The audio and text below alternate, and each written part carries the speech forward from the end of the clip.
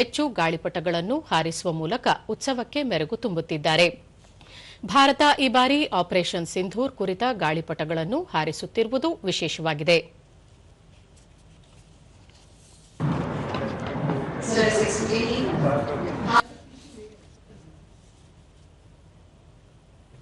झलक का प्रदर्शन like the kites of Gujarat. We welcome our esteemed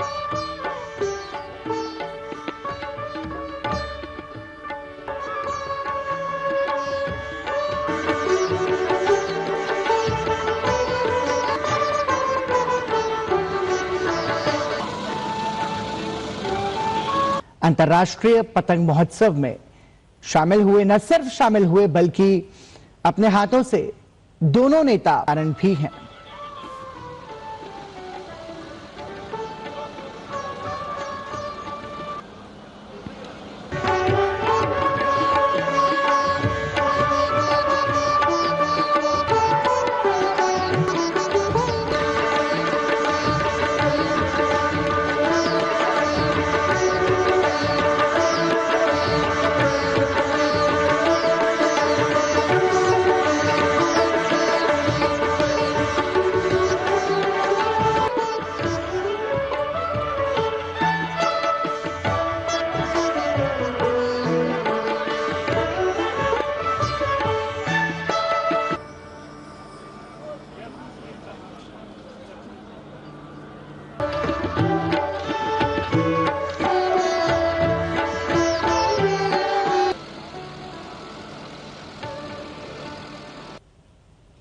ಕೇಂದ್ರ ವಿದ್ಯುನ್ಮಾನ ಮತ್ತು ಮಾಹಿತಿ ತಂತ್ರಜ್ಞಾನ ಸಚಿವ ಅಶ್ವಿನಿ ವೈಷ್ಣವ್ ಇಂದು ಅಮೆರಿಕದ ವಾಷಿಂಗ್ಟನ್ ಡಿಸಿಯಲ್ಲಿ ನಡೆಯಲಿರುವ G7 ಕ್ರಿಟಿಕಲ್ ಮಿನರಲ್ಸ್ ಸಚಿವರ ಸಭೆಯಲ್ಲಿ ಭಾಗವಹಿಸಲಿದ್ದಾರೆ. ಕಾರ್ಯತಂತ್ರದ ಸಂಪನ್ಮೂಲಗಳಿಗಾಗಿ ಜಾಗತಿಕ ಪೂರೈಕೆ ಸರಪಳಿಗಳನ್ನು ಭದ್ರಪಡಿಸಿಕೊಳ್ಳುವ ಗುರಿ ಹೊಂದಿರುವ ಪ್ರಮುಖ ಸಭೆಯಾಗಿರುವ G7 ಕ್ರಿಟಿಕಲ್ ಮಿನರಲ್ಸ್ ಸಚಿವರ ಸಭೆಯಲ್ಲಿ ಮಹತ್ವದ ಚರ್ಚೆಗಳು ನಡೆಯಲಿವೆ. ಈ ಕುರಿತು ಸಾಮಾಜಿಕ ಜಾಲತಾಣದಲ್ಲಿ ಮಾಹಿತಿ ಹಂಚಿಕೊಂಡಿರುವ ಅಶ್ವಿನಿ ವೈಷ್ಣವ್, ವಿಕಸಿತ ಭಾರತದ ದೃಷ್ಟಿಕೋನವನ್ನು ಸಾಧಿಸಲು ನಿರ್ಣಾಯಕ ಹಂತದ ಖನಿಜಗಳಿಗೆ ಸುರಕ್ಷಿತ ಪೂರೈಕೆ ಸರಪಳಿಗಳು ಅತ್ಯಗತ್ಯವಾಗಿವೆ ಎಂದು ಹೇಳಿದ್ದಾರೆ.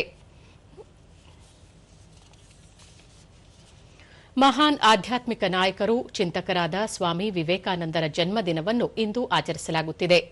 ಶ್ರೀರಾಮಕೃಷ್ಣ ಪರಮಹಂಸರ ಶಿಷ್ಯರಾಗಿ ಹಿಂದೂ ಧರ್ಮ ಮತ್ತು ಭಾರತದ ತತ್ವಶಾಸ್ತ್ರವನ್ನು ವಿಶ್ವಕ್ಕೆ ಪರಿಚಯಿಸಿದ ಸ್ವಾಮಿ ವಿವೇಕಾನಂದರು ವಿಶೇಷವಾಗಿ 1893ರ ವಿಶ್ವ ಧರ್ಮಗಳ ಸಂಸತ್ತಿನಲ್ಲಿ ತಮ್ಮ ಭಾಷಣದಿಂದ ಪ್ರಖ್ಯಾತರಾದರು.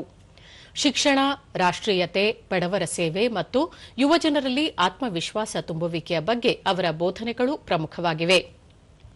ರಾಮಕೃಷ್ಣ ಮಿಷನ್ ಸ್ಥಾಪನೆ ಮತ್ತು ಆಧುನಿಕ ಶಿಕ್ಷಣದ ಬಗೆಗಿನ ದೂರದೃಷ್ಟಿ ಅವರ ಕೊಡುಗೆಗಳಾಗಿವೆ. ಸ್ವಾಮಿ ವಿವೇಕಾನಂದರು ಯುವಕರು ಮಾನಸಿಕ, ಬೌದ್ಧಿಕ ಮತ್ತು ದೈಹಿಕವಾಗಿ ಸದೃಢವಾಗಿರಲು ಪ್ರೇರೇಪಿಸಿದ್ದರು. ಅಂತೆಯೇ ಪ್ರತಿ ವರ್ಷ ಜನವರಿ 12ರಂದು ಅವರ ಜನ್ಮದಿನವನ್ನು ದೇಶಾದ್ಯಂತ ರಾಷ್ಟ್ರೀಯ ಯುವ ದಿನವನ್ನಾಗಿ ಆಚರಿಸಲಾಗುತ್ತಿದೆ. ಭಾರತದ ಭವಿಷ್ಯ ಯುವಶಕ್ತಿಯ ಕೈಯಲ್ಲಿದೆ. ಅಂತೆಯೇ ಈ ದಿನದಂದು ಯುವಕರನ್ನು ದೇಶ ಸೇವೆಗಾಗಿ ಜಾಗೃತಗೊಳಿಸುವ ಕೆಲಸವನ್ನು ಮಾಡಲಾಗುತ್ತಿದೆ. ನಾನಾ ಕಾರ್ಯಕ್ರಮಗಳನ್ನು ಆಯೋಜಿಸುವ ಮೂಲಕ ಸ್ವಾಮಿ ವಿವೇಕಾನಂದರ ಜನ್ಮದಿನವನ್ನು ಸಂಭ್ರಮಿಸಲಾಗುತ್ತದೆ. ರಾಷ್ಟ್ರಪತಿ ದ್ರೌಪದಿ ಮುರ್ಮು ಅವರು ಸ್ವಾಮಿ ವಿವೇಕಾನಂದರ ಜನ್ಮದಿನದ ಅಂಗವಾಗಿ ಅವರಿಗೆ ಗೌರವ ನಮನ ಸಲ್ಲಿಸಿದ್ದಾರೆ. ಸ್ವಾಮಿ ವಿವೇಕಾನಂದರು ಕಾಲಾತೀತ, ದಾರ್ಶನಿಕ ಮತ್ತು ಆಧ್ಯಾತ್ಮಿಕವಾಗಿ ಆದರ್ಶವಾಗಿದ್ದಾರೆ. ಅವರು ಆಂತರಿಕ ಶಕ್ತಿ ಮತ್ತು ಮಾನವೀಯತೆಗೆ ಅವರ ಸೇವೆಯು ಅರ್ಥಪೂರ್ಣ ಜೀವನದ ಅಡಿಪಾಯ ಎಂದು ಬೋಧಿಸಿದ್ದಾರೆ. ಭಾರತೀಯರಲ್ಲಿ ರಾಷ್ಟ್ರದ ಬಗ್ಗೆ ಹೆಮ್ಮೆ ಮೂಡುವಂತೆ ಮಾಡಿದ್ದ ಅವರು ರಾಷ್ಟ್ರ ನಿರ್ಮಾಣಕ್ಕೆ ಕೊಡುಗೆ ನೀಡಲು ಯುವಕರನ್ನು ಪ್ರೇರೇಪಿಸಿದ್ದರು ಎಂದು ಸಾಮಾಜಿಕ ಜಾಲತಾಣದಲ್ಲಿ ತಿಳಿಸಿದ್ದಾರೆ. ಉಪರಾಷ್ಟ್ರಪತಿ ಸಿಪಿ ರಾಧಾಕೃಷ್ಣನ್, ಸ್ವಾಮಿ ವಿವೇಕಾನಂದ ಅವರ ಜೀವನ ಮತ್ತು ಸಂದೇಶಗಳು ಆಂತರಿಕ ಸಾಮರ್ಥ್ಯ, ಸ್ವಯಂ ಶಿಸ್ತು ಮತ್ತು ನಿಸ್ವಾರ್ಥ ಸೇವೆಯ ಮಹತ್ವವನ್ನು ಸಾರುತ್ತವೆ. ಇವು ಸಂಕಲ್ಪಬದ್ಧ ಜೀವನದ ಆಧಾರಸ್ತಂಭವಾಗಿವೆ. ದೇಶದ ಗರಿಮೆಯನ್ನು ಹೆಚ್ಚಿಸಿದ ಸ್ವಾಮಿ ವಿವೇಕಾನಂದರು ಯುವಜನರಲ್ಲಿ ದೇಶದ ಪ್ರಗತಿಗಾಗಿ ಕಾರ್ಯನಿರ್ವಹಿಸುವ ಆತ್ಮವಿಶ್ವಾಸ ತುಂಬಿದರು ಎಂದು ಹೇಳಿದ್ದಾರೆ. ಪ್ರಧಾನಿ ನರೇಂದ್ರ ಮೋದಿ ಭಾರತೀಯ ಯುವಕರಿಗೆ ಸ್ಫೂರ್ತಿಯ ಪ್ರಬಲ ಮೂಲವಾದ ಸ್ವಾಮಿ ವಿವೇಕಾನಂದರಿಗೆ ಜನ್ಮ ವಾರ್ಷಿಕೋತ್ಸವದಂದು ನನ್ನ ಗೌರವಯುತ ನಮನಗಳು. ಅವರ ವ್ಯಕ್ತಿತ್ವ ಮತ್ತು ಕಾರ್ಯವು ಅಭಿವೃದ್ಧಿ ಹೊಂದಿದ ಭಾರತಕ್ಕಾಗಿ ಸಂಕಲ್ಪ ಮಾಡಲು ನಿರಂತರವಾಗಿ ಹೊಸ ಶಕ್ತಿಯನ್ನು ತುಂಬುತ್ತದೆ. ಯುವ ಶಕ್ತಿಯು ರಾಷ್ಟ್ರ ನಿರ್ಮಾಣಕ್ಕೆ ಅತ್ಯಂತ ಶಕ್ತಿಶಾಲಿ ಅಡಿಪಾಯವಾಗಿದೆ ಎಂಬುದನ್ನು ಸ್ವಾಮಿ ವಿವೇಕಾನಂದರು ನಂಬಿದ್ದರು ಎಂದು ತಮ್ಮ ಸಂದೇಶದಲ್ಲಿ ತಿಳಿಸಿದ್ದಾರೆ. आज गांव हो, शहर हो या कस्बा, हर जगह उफान पर है युवाओं का जज्बा। आप सभी को राष्ट्रीय युवा दिवस की बहुत बहुत शुभकामनाएं।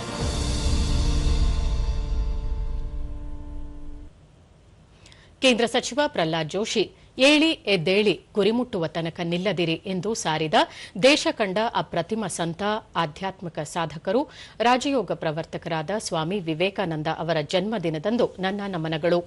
ಅವರ ಜನ್ಮದಿನವನ್ನು ರಾಷ್ಟ್ರೀಯ ಯುವ ದಿನವೆಂದು ಘೋಷಿಸಿದ್ದು, ಅವರ ಆದರ್ಶ ತತ್ವಗಳು ನಮಗೆ ಸದಾ ಪ್ರೇರಣೆಯಾಗಿರಲಿ ಎಂದು ಸಾಮಾಜಿಕ ಜಾಲತಾಣದಲ್ಲಿ ಹೇಳಿದ್ದಾರೆ.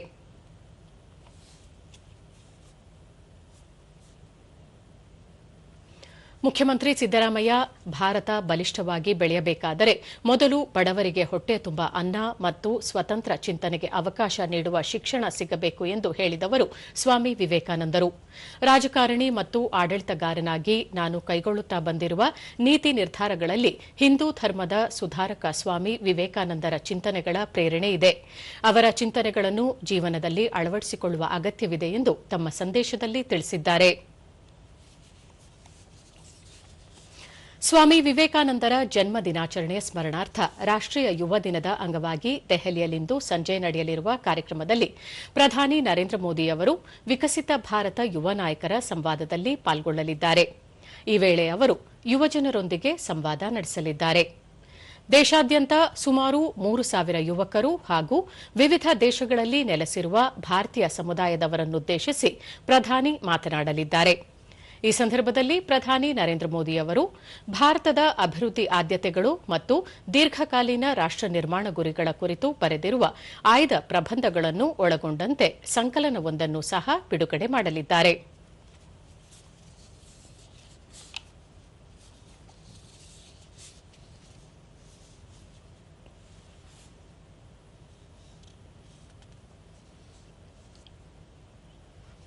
ಭಾರತದ ನವೀಕರಿಸಬಹುದಾದ ಇಂಧನ ಸಾಮರ್ಥ್ಯ 266 ಗಿಗಾವ್ಯಾಟ್ ದಾಟಿದ್ದಲ್ಲದೆ ದೇಶವನ್ನು ಜಾಗತಿಕ ನಾಯಕ ಸ್ಥಾನದಲ್ಲಿರಿಸಿದೆ.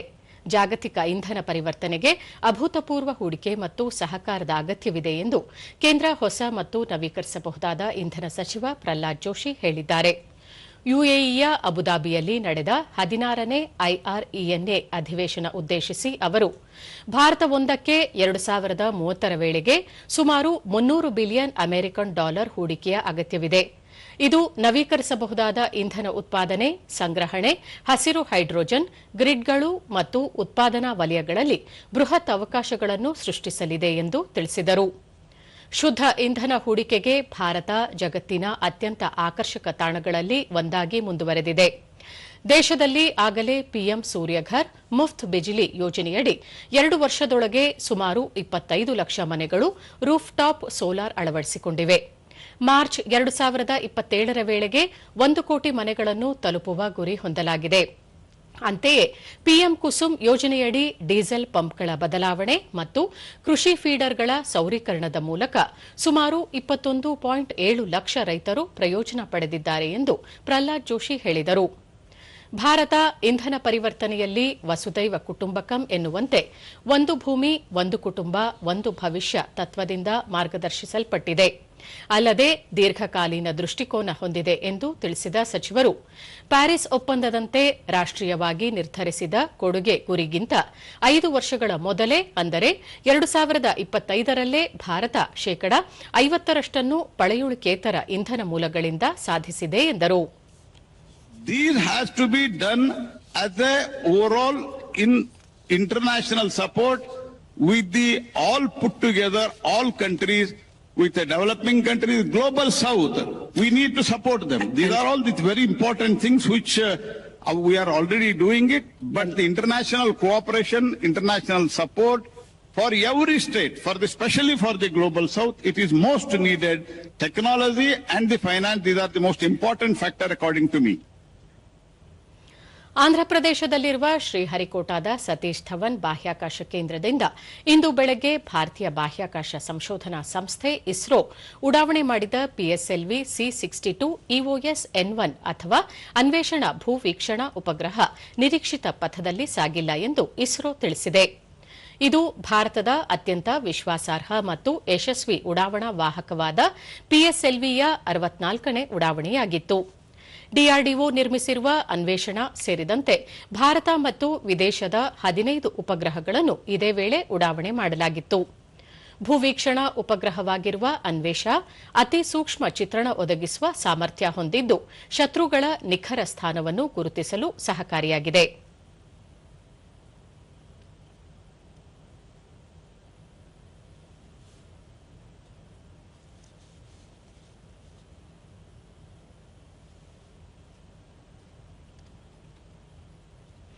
ಉಡಾವಣೆಯ ಕುರಿತು ಇಸ್ರೋ ಮುಖ್ಯಸ್ಥ ವಿ ನಾರಾಯಣನ್, 3ನೇ ಹಂತದ ಅತ್ಯಂತದ ವೇಳೆಗೆ ಪಿಎಸ್ಎಲ್ವಿ ವಾಹನದ ಹಾರಾಟದ ಪಥದಲ್ಲಿ ಬದಲಾವಣೆ ಕಂಡುಬಂದಿದೆ. ನಿರೀಕ್ಷಿತ ಪಥದಲ್ಲಿ ಮಿಷನ್ ಮುಂದುವರೆದಿಲ್ಲ. ಪ್ರಸ್ತುತ ಎಲ್ಲಾ ಕೇಂದ್ರಗಳಿಂದ ಮಾಹಿತಿ ಸಂಗ್ರಹಿಸಲಾಗುತ್ತಿದೆ ಎಂದು ತಿಳಿಸಿದ್ದಾರೆ. Close to the end of the third stage, we are seeing little more disturbance in the vehicle roll rates. And subsequently there is a deviation observed in the flight path. We are analyzing the data and we shall come back at the earliest. ಈ ಮಿಷನ್ಗೆ ಹೈದರಾಬಾದ್ ಮೂಲದ ಧ್ರುವ space ಖಾಸಗಿ ಸಂಸ್ಥೆ ಇದೇ ಮೊದಲ ಬಾರಿಗೆ 7 ಉಪಗ್ರಹಗಳನ್ನು ಕೊಡುಗೆ ನೀಡಿದ್ದು, ಈ ಮೂಲಕ ಭಾರತದ ಬಾಹ್ಯಾಕಾಶ ವಲಯದಲ್ಲಿ ಖಾಸಗಿ ಸಂಸ್ಥೆ ಬೆಳಕಿಗೆ ಬಂದಿದೆ. Performance normal. The payload fairing has been jettisoned and closed loop by. ದೇಶದಲ್ಲಿ ಮೀನು ಉತ್ಪಾದನೆಯು ಗಣನೀಯ ಪ್ರಮಾಣದಲ್ಲಿ ಏರಿಕೆ ಕಂಡಿದೆ ಎಂದು ಮೀನುಗಾರಿಕೆ, ಪಶುಸಂಗೋಪನೆ ಮತ್ತು ಹೈನುಗಾರಿಕೆ ಸಚಿವಾಲಯ ತಿಳಿಸಿದೆ. 2013-14ರ ಅವಧಿಯಲ್ಲಿ 95 ಲಕ್ಷ ಟನ್ಗಳಿದ್ದ ಮೀನು ಉತ್ಪಾದನೆ ಇದೀಗ 2024-25ನೇ ಸಾಲಿನಲ್ಲಿ ಸುಮಾರು 198 ಲಕ್ಷ ಟನ್ಗಳಿಗೆ ಏರಿಕೆಯಾಗಿದೆ. ಈ ಮೂಲಕ ಮೀನು ಉತ್ಪಾದನೆಯಲ್ಲಿ ಶೇಕಡ 106ಕ್ಕಿಂತ ಹೆಚ್ಚಿನ ಪ್ರಮಾಣದಷ್ಟು ಗಮನಾರ್ಹ ಬೆಳವಣಿಗೆ ಕಾಣಲಾಗಿದೆ ಎಂದು ಸಚಿವಾಲಯ ಹೇಳಿದೆ. ಮೀನು ಮತ್ತು ಜಲಚರ ಸಾಕಣೆ ವಲಯವು ದೇಶದ ಆರ್ಥಿಕತೆಯಲ್ಲಿ ನಿರ್ಣಾಯಕ ಪಾತ್ರ ವಹಿಸುತ್ತಿದೆ. ಅಲ್ಲದೆ 3 ಕೋಟಿ ಮೀನುಗಾರರು ಮತ್ತು ಮೀನು ಸಾಕಣೆದಾರರಿಗೆ ಜೀವನೋಪಾಯ ಕಲ್ಪಿಸಿದೆ. ಭಾರತ ಇಂದು ವಿಶ್ವದ 2ನೇ ಅತಿದೊಡ್ಡ ಮೀನು ಉತ್ಪಾದಕ ರಾಷ್ಟವಾಗಿದ್ದು, ಜಾಗತಿಕ ಉತ್ಪಾದನೆಗೆ ಪ್ರತಿಶತ 8ರಷ್ಟು ಕೊಡುಗೆ ನೀಡುತ್ತಿದೆ ಎಂದು ಹೇಳಲಾಗಿದೆ. ಮೀನುಗಾರಿಕೆ ಕ್ಷೇತ್ರದ ಸಮಗ್ರ ಅಭಿವೃದ್ಧಿಯನ್ನು ಉತ್ತೇಜಿಸಲು ಪರಿವರ್ತನಾತ್ಮಕ ಉಪಕ್ರಮಗಳನ್ನು ಕೈಗೊಳ್ಳಲಾಗಿದೆ. ನೀಲಿ ಕ್ರಾಂತಿ, ಪ್ರಧಾನಮಂತ್ರಿ ಮತ್ಸ್ಯ ಕಿಸಾನ್ ಸಮೃದ್ಧಿ ಸಹಯೋಜನೆ ಸೇರಿದಂತೆ ವಿವಿಧ ಯೋಜನೆಗಳಿಗೆ 2024-2025ನೇ ಸಾಲಿನಿಂದ 32,723 ಕೋಟಿ ರೂಪಾಯಿಗಳಿಗೆ ಅನುಮೋದನೆ ನೀಡಲಾಗಿದೆ. ಒಟ್ಟಾರೆ 2024-25ರಲ್ಲಿ ಭಾರತದ ಸಮುದ್ರಾಹಾರ ರಫ್ತು ಸಾರ್ವಕಾಲಿಕ ಗರಿಷ್ಠ ಮೌಲ್ಯ 62,408 ಕೋಟಿ ರೂಪಾಯಿಗೆ ತಲುಪಿದೆ ಎಂದು ಸಚಿವಾಲಯ ತಿಳಿಸಿದೆ. ಮಹಾತ್ಮ ಗಾಂಧಿಯವರ ದೇಶ ಸ್ವರಾಜ್ಯ ಮತ್ತು ಗ್ರಾಮ ಅಭಿವೃದ್ಧಿಯ ಕನಸು ಸಾಕಾರಗೊಳಿಸಲು ಪ್ರಧಾನಿ ನರೇಂದ್ರ ಮೋದಿ ಮುಂದಾಗಿದ್ದಾರೆ.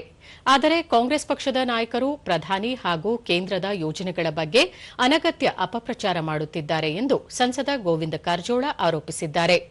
ಚಿತ್ರದುರ್ಗದಲ್ಲಿ ನಿನ್ನೆ ಸುದ್ದಿಗಾರರೊಂದಿಗೆ ಅವರು, ಕೇಂದ್ರ ಸರ್ಕಾರದ ವಿಕಸಿತ ಭಾರತ ಜಿ ರಾಮ್ಜಿ ಯೋಜನೆಯಿಂದ ಕಾಂಗ್ರೆಸ್ ನಾಯಕರಿಗೆ ಸಂಕಷ್ಟ ಎದುರಾಗಿದೆ. ಮನ್ರೇಗಾ ಹೆಸರು ಬದಲಿಸಿ ಜಿ ರಾಮ್ಜಿ ಯೋಜನೆಯ ಮೂಲಕ ಕೇಂದ್ರ ಸರ್ಕಾರ ಇದಕ್ಕೆ ಹೆಚ್ಚಿನ ಹಣ ನೀಡುತ್ತಿದೆ. ಈ ಹಿನ್ನೆಲೆಯಲ್ಲಿ ಜಿ ರಾಮ್ಜಿ ಯೋಜನೆಯಲ್ಲಿ ಭ್ರಷ್ಟಾಚಾರಕ್ಕೆ ಅವಕಾಶ ಇಲ್ಲವೆಂದು ಕಾಂಗ್ರೆಸ್ನವರು ಇದನ್ನು ವಿರೋಧಿಸುತ್ತಿದ್ದಾರೆ ಎಂದು ದೂರಿದರು. ವಿಬಿಜಿ ರಾಮ್ಜಿ ಯೋಜನೆ ಮನ್ರೇಗಾ ಯೋಜನೆಗಿಂತ ಉತ್ತಮವಾಗಿದ್ದು, ನಕಲಿ ಬಿಲ್ಗಳನ್ನು ತಡೆಯುವ ಮತ್ತು ಗ್ರಾಮೀಣಾಭಿವೃದ್ಧಿಯ ಉದ್ದೇಶದಿಂದ ಹೆಸರು ಬದಲಾವಣೆ ಮಾಡಲಾಗಿದೆ. ಹಿಂದಿನ ಮನ್ರೇಗಾ ಯೋಜನೆಯಲ್ಲಿನ ಭ್ರಷ್ಟಾಚಾರ ತಡೆಯುವ ನಿಟ್ಟಿನಲ್ಲಿ ವಿಬಿಜಿ ರಾಮ್ಜಿ ಯೋಜನೆ ಜಾರಿಗೊಳಿಸಲಾಗುತ್ತಿದೆ ಎಂದು ಗೋವಿಂದ ಕಾರಜೋಳ ತಿಳಿಸಿದರು. ಸುದ್ದಿಗೋಷ್ಠಿಯಲ್ಲಿ ಬಿಜೆಪಿ ಜಿಲ್ಲಾಧ್ಯಕ್ಷ ಕೆಟಿ ಕುಮಾರಸ್ವಾಮಿ, ಪ್ರಧಾನ ಕಾರ್ಯದರ್ಶಿ ಸಂಪತ್ ಕುಮಾರ್ ಮತ್ತಿತರ ಮುಖಂಡರು ಉಪಸ್ಥಿತರಿದ್ದರು. 340 ರೂಪಾಯಿ ಇದ್ದದನ್ನ 370 ರೂಪಾಯಿ ಮಾಡಿದ್ರು. ಕಾಂಗ್ರೆಸ್ನವರ ಆಡಳಿತದಲ್ಲಿ ಕರ್ನಾಟಕದಲ್ಲಿ ಸುಳ್ಳು ಆರೋಪಗಳನ್ನ ಮಾಡ್ತಾ ಇದ್ದಾರೆ. ಮಹಾತ್ಮ ಗಾಂಧೀಜಿಯವ್ರನ್ನ 2ನೇ ಸಾರಿ ಬಿಜೆಪಿ ಅವರು ಬಂದರು. ನಾನು ಸಿದ್ದರಾಮಯ್ಯನವ್ರು ಕೇಳಲಿಕ್ಕೆ ಬಯಸ್ತೇನೆ, ನನಗೆ ಉತ್ತರ ಹೇಳ್ಬೇಕು. ಸಿದ್ದರಾಮಯ್ಯನವ್ರು ಏನು ಉತ್ತರ ಹೇಳ್ಬೇಕಾಗ್ಯದ ಅವ್ರಂದ್ರ, ಈ ಮಹಾತ್ಮ ಗಾಂಧಿ ಹೆಸರನ್ನ ಬದಲಾಯಿಸಿದ್ರು, ರಾಮನ ಹೆಸರು ತಂದ್ರು. ಬಹುಶಃ ರಾಮನ ಹೆಸರು ಅವ್ರಿಗೆ ಅಲರ್ಜಿ ಇರ್ಬೋದು, ಅವ್ರ ಹೆಸರಿನಲ್ಲೂ ರಾಮ ಅದ, ಸಿದ್ದರಾಮ ಅಂತ ಹೇಳಿ. ಇವತ್ತು ಅದ್ರ ಹೆಸರು ಬದಲಾವಣೆ ವಿಕಸಿತ ಭಾರತ ಗ್ಯಾರಂಟಿ ರೋಜ್ಗಾರ್ ಮತ್ತು ಆಜೀವಿಕಾ ಮಿಷನ್ ಅಂತಕ್ಕಂಥದ್ದು ಲಾಂಗ್ ಫಾರ್ಮ್ ಶಾರ್ಟ್ ಫಾರ್ಮ್ ಮಾಡಿ ಜಿ ರಾಮ್ಜಿ ಅಂತ ಮಾಡ್ತಾರೆ. ಹುಬ್ಬಳ್ಳಿಯಲ್ಲಿ ಮಹಿಳೆಯ ಮೇಲಿನ ದೌರ್ಜನ್ಯ ಖಂಡಿಸಿ ಶಾಸಕ ಶ್ರೀವತ್ಸ ನೇತೃತ್ವದಲ್ಲಿ ಮೈಸೂರಿನಲ್ಲಿಂದು ಬಿಜೆಪಿ ಕಾರ್ಯಕರ್ತರು ಪ್ರತಿಭಟನೆ ನಡೆಸಿದರು. ಘಟನೆ ಖಂಡಿಸಿ ಬಿಜೆಪಿ ಮಹಿಳಾ ಘಟಕದ ಸದಸ್ಯರು ಮತ್ತು ಹಲವು ಕಾರ್ಯಕರ್ತರು ರಾಜ್ಯ ಸರ್ಕಾರದ ವಿರುದ್ಧ ಘೋಷಣೆಗಳನ್ನು ಕೂಗಿದರು. ಈ ವೇಳೆ ಮಾಜಿ ಸಂಸದ ಪ್ರತಾಪ್ ಸಿಂಹ, ರಾಜ್ಯ ಮಹಿಳಾ ಮೋರ್ಚಾದ ಉಪಾಧ್ಯಕ್ಷೆ ಪ್ರಫುಲ್ಲಾ ಮುಲ್ಲಾಡಿ ಸೇರಿದಂತೆ ಹಲವು ಮುಖಂಡರು ಭಾಗವಹಿಸಿದ್ದರು.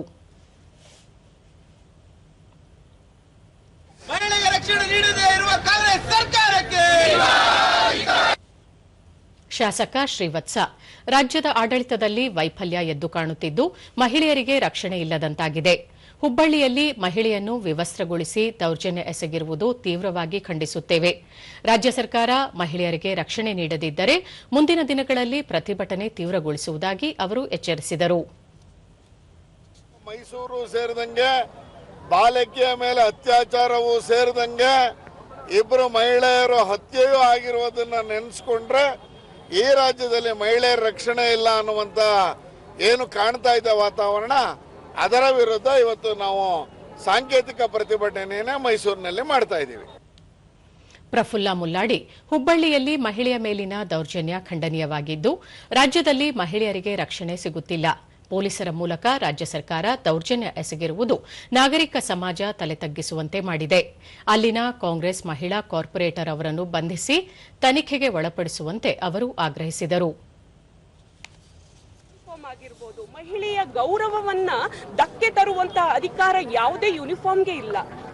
ಹಾಗಾಗಿ ಮಹಿಳೆಯ ಸುರಕ್ಷತೆ ಬರೀ ಘೋಷಣೆಯಾಗಿರಬಾರ್ದು, ಅದು ಆಡಳಿತ ಸರ್ಕಾರದ ಮುಖ್ಯವಾದಂತಹ ಕೆಲಸ ಆಗಿರಬೇಕು ಅಂತ ನಾನು ಹೇಳೋದಕ್ಕೆ ಬಯಸ್ತೇನೆ. ಉತ್ತರ ಕನ್ನಡ ಜಿಲ್ಲೆಯ ಶಿರಸಿಯಲ್ಲಿ ನಿನ್ನೆ ಬೇಡ್ತಿ ಅಘನಾಶಿನಿ ಯೋಜನೆ ವಿರೋಧಿಸಿ ನಡೆದ ಬೃಹತ್ ಜನಸಮಾವೇಶಕ್ಕೆ ಸ್ವರ್ಣವಲ್ಲಿ ಗಂಗಾಧರೇಂದ್ರ ಸರಸ್ವತಿ ಸ್ವಾಮೀಜಿ ಚಾಲನೆ ನೀಡಿದರು. ಈ ಸಂದರ್ಭದಲ್ಲಿ ಸಂಸದ ವಿಶ್ವೇಶ್ವರ ಹೆಗಡೆ ಕಾಗೇರಿ, ಸಚಿವ ಮಂಕಾಳ ವೈದ್ಯ, ಶಾಸಕರಾದ ಶಿವರಾಂ ಹೆಬ್ಬಾರ್, ಭೀಮಣ್ಣ ನಾಯ್ಕ, ವಿಧಾನ ಪರಿಷತ್ ಸದಸ್ಯ ಶಾಂತರಾಮ ಸಿದ್ದಿ ಸೇರಿದಂತೆ ಹಲವು ಮಠಾಧೀಶರು ಉಪಸ್ಥಿತರಿದ್ದರು.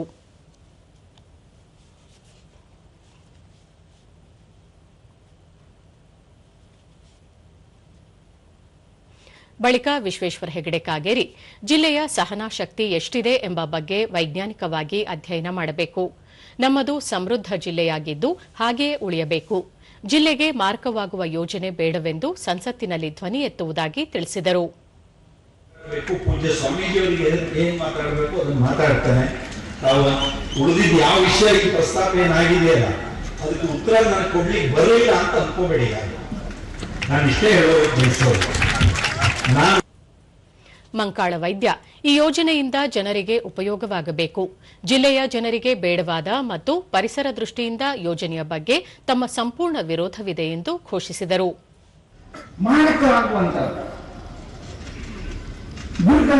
ಒಂದು ಆದೇಶದ ಪ್ರಕಾರ ಈ ಕೆಲಸವನ್ನ ನಾವು ನೀವು ಸೇರಿ ಮಾಡೋಣ.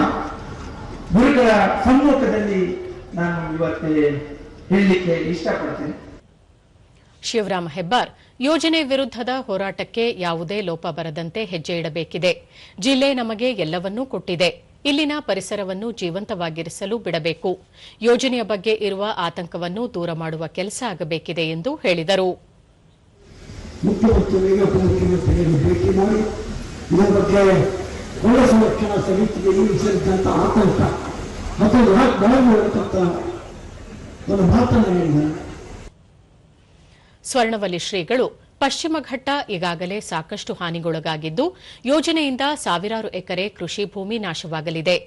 ಅರಣ್ಯವಿದ್ದರಷ್ಟೇ ಮಳೆ ಇದ್ದರಷ್ಟೇ ನದಿ ಎಂಬ ನಿಸರ್ಗದ ನಿಯಮವನ್ನು ಮರೆಯಬಾರದು.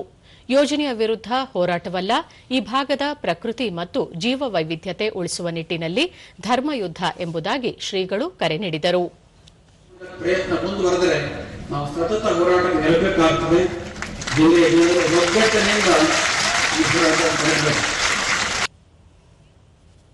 ದೇಶದ ಬಹುತೇಕ ಭಾಗದಲ್ಲಿ ತೀವ್ರ ಶೀತಗಾಳಿ ಮತ್ತು ದಟ್ಟವಾದ ಮಂಜು ಆವರಿಸಿದೆ. ಪ್ರಮುಖವಾಗಿ ಉತ್ತರ ಭಾರತದಾದ್ಯಂತ ಶೀತದ ಅಲೆಗಳು ಹಾಗೂ ದಟ್ಟವಾದ ಮಂಜು ತೀವ್ರವಾಗಿರುವ ಹಿನ್ನೆಲೆಯಲ್ಲಿ ತಾಪಮಾನದಲ್ಲಿ ಮತ್ತಷ್ಟು ಕುಸಿಯುವ ಸಾಧ್ಯತೆ ಇದೆ ಎಂದು ಭಾರತೀಯ ಹವಾಮಾನ ಇಲಾಖೆ ತಿಳಿಸಿದೆ. ಕೆಲವು ರಾಜ್ಯಗಳಲ್ಲಿ ರೆಡ್ ಹಾಗೂ ಇನ್ನಿತರ ಕಡೆಗಳಲ್ಲಿ ಆರೆಂಜ್ ಅಲರ್ಟ್ ಘೋಷಿಸಲಾಗಿದೆ. ಪಶ್ಚಿಮ ರಾಜಸ್ಥಾನದಲ್ಲಿ ಅತ್ಯಂತ ದಟ್ಟವಾದ ಮಂಜಿನ ಪರಿಸ್ಥಿತಿ ಇದೆ. ಅದೇ ರೀತಿ ಉತ್ತರ ಪ್ರದೇಶ, ಪೂರ್ವ ರಾಜಸ್ಥಾನ ಮತ್ತು ಹಿಮಾಚಲ ಪ್ರದೇಶದಲ್ಲೂ ವಿಪರೀತ ಚಳಿಯ ವಾತಾವರಣವಿದೆ. ಮುಂದಿನ 2 ದಿನಗಳವರೆಗೆ ಜಮ್ಮು ಕಾಶ್ಮೀರ, ದೆಹಲಿ, ಹರಿಯಾಣ, ಸೌರಾಷ್ಟ್ರ, ಕಚ್ ಮತ್ತು ಬಿಹಾರಕ್ಕೆ ಯೆಲ್ಲೋ ಅಲರ್ಟ್ ಘೋಷಿಸಲಾಗಿದೆ. ಪಂಜಾಬ್, ಉತ್ತರಾಖಂಡ್, ಪಶ್ಚಿಮ ಬಂಗಾಳ ಮತ್ತು ಸಿಕ್ಕಿಂ ರಾಜ್ಯಗಳಲ್ಲೂ ಇದೇ ಪರಿಸ್ಥಿತಿ ಮುಂದುವರೆದಿದೆ ಎಂದು ಹವಾಮಾನ ಇಲಾಖೆ ಹೇಳಿದೆ. ಕರ್ನಾಟಕ ಸೇರಿದಂತೆ ದಕ್ಷಿಣ ರಾಜ್ಯಗಳಲ್ಲೂ ಹೆಚ್ಚು ಚಳಿಯ ವಾತಾವರಣವಿದೆ. ತಮಿಳುನಾಡು, ಪುದುಚೇರಿ ಮತ್ತು ಕಾರೈಕಲ್ನಲ್ಲಿ ಇಂದು ಭಾರೀ ಮಳೆಯಾಗುವ ಸಾಧ್ಯತೆ ಇದೆ. ರಾಜ್ಯದಲ್ಲೂ ಇನ್ನೂ 2-3 ದಿನ ತೀವ್ರ ಚಳಿಯ ವಾತಾವರಣ ಹಾಗೂ ಅಲ್ಲಲ್ಲಿ ಮೋಡ ಮುಸುಕಿರುವ ಸಾಧ್ಯತೆ ಇದೆ.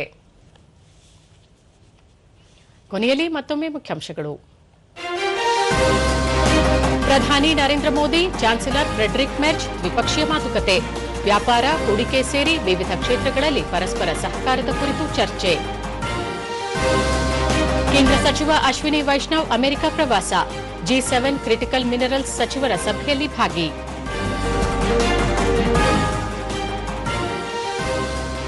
ಸ್ವಾಮಿ ವಿವೇಕಾನಂದರ ಚಿಂತನೆ ಜೀವನದಲ್ಲಿ ಪಾಲನೆ ಅಗತ್ಯ. ಸರ್ಕಾರದ ನೀತಿ ನಿರ್ಧಾರಗಳಿಗೆ ಆಧ್ಯಾತ್ಮಿಕ ಸಂತರೆ ಪ್ರೇರಣೆ. ಮುಖ್ಯಮಂತ್ರಿ ಸಿದ್ದರಾಮಯ್ಯ. ಶ್ರೀಹರಿಕೋಟಾದಿಂದ ನಭಕ್ಕೆ ಹಾರಿದ PSLV C-62 rocket. ನಿರೀಕ್ಷಿತ ಪಥದಲ್ಲಿ ಸಾಗದ ಉಪಗ್ರಹ ಉಡಾವಣಾ ವಾಹಕ. ಇಸ್ರೋ ಅಧ್ಯಕ್ಷ ವಿ ನಾರಾಯಣನ್. ನಮ್ಮ ವಾರ್ತಾ ಪ್ರಸಾರವನ್ನು ನೀವು ಡಿಡಿ ಚಂದನ ನ್ಯೂಸ್, ಯೂಟ್ಯೂಬ್, ಎಕ್ಸ್ ಖಾತೆ, ಇನ್ಸ್ಟಾಗ್ರಾಂ, ಫೇಸ್ಬುಕ್ ಹಾಗೂ ವಾಟ್ಸ್ಆಪ್ ಮೂಲಕವೂ ವೀಕ್ಷಿಸಬಹುದು. ನಮ್ಮ ಮುಂದಿನ ವಾರ್ತಾ ಪ್ರಸಾರ ಸಂಜೆ 4:30 ನಮಸ್ಕಾರ.